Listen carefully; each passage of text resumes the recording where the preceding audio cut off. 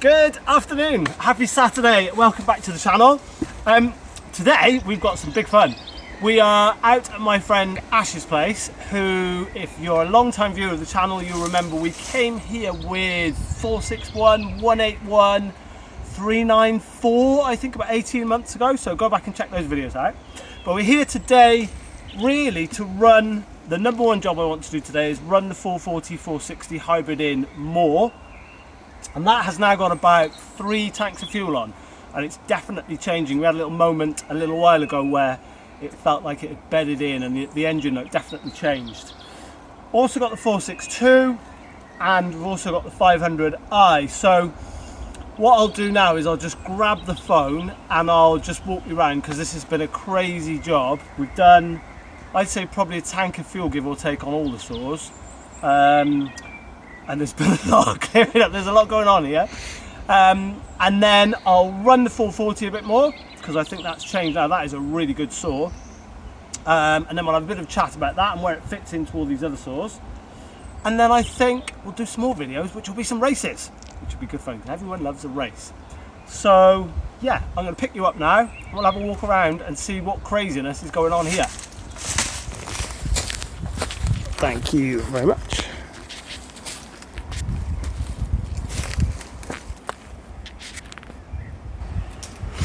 Okay, so look at this. So what's happened is this big old beech has come down in the storm. It looks rotten. If you look right up in the top there, it's pretty black. I don't know, you arborists that are available, that black there, is that rot that's coming through?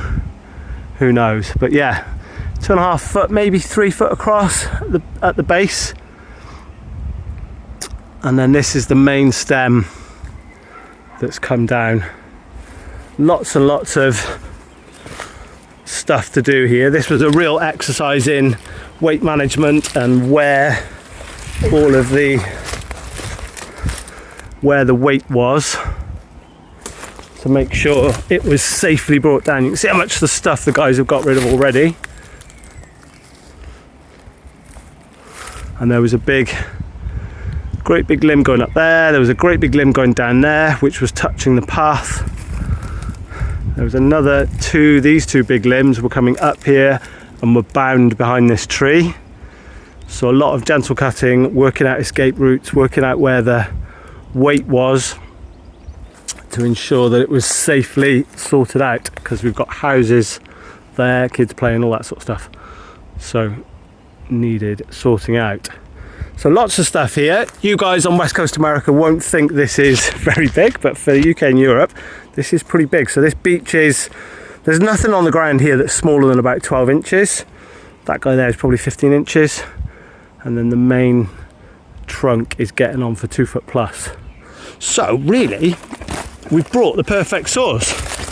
So we've got the 3 STIHLs. Feels strange to me not to have a Husky out, but the top job we wanted to do today was run this guy in a bit more. So when I was with you last time, you saw me open up this. So thank you very much, by the way, because this is the saw, still blows my mind. This is the saw that you guys watching all these videos have paid for with YouTube. So this is amazing. So this is a 440, 460 hybrid built by Retro Restores, who does a really nice job of building these things. And yeah, I've got now 3 tanks of fuel through it, I'd say. And it's absolutely brilliant. A little bit of carb tuning as it breaks in a bit.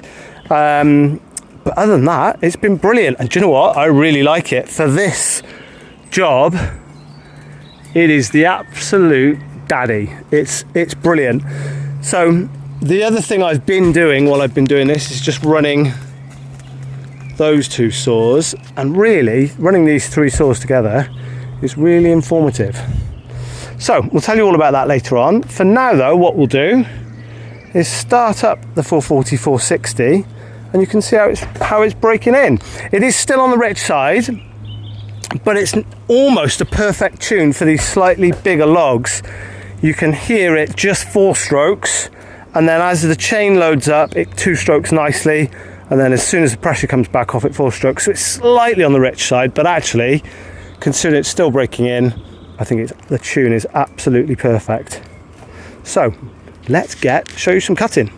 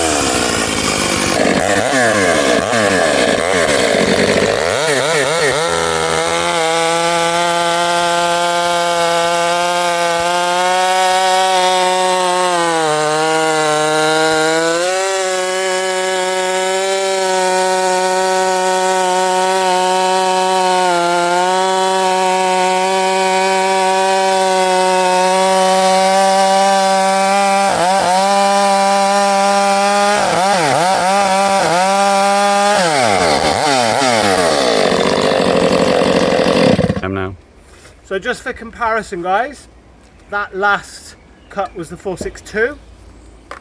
I'll do another slice off for you now with the 462. Just, it's not a race, but just, you know, you can get a bit of a feeling. If you really want to, you can go back and time the 460, but more about, I just want to run them side by side just so you can see. So they're the same 25-inch bar, they're both Hexa, they've both been filed by me. They're not the same bar and chain, I know, but it'll give you a feel. So yeah, let's see how this goes through this.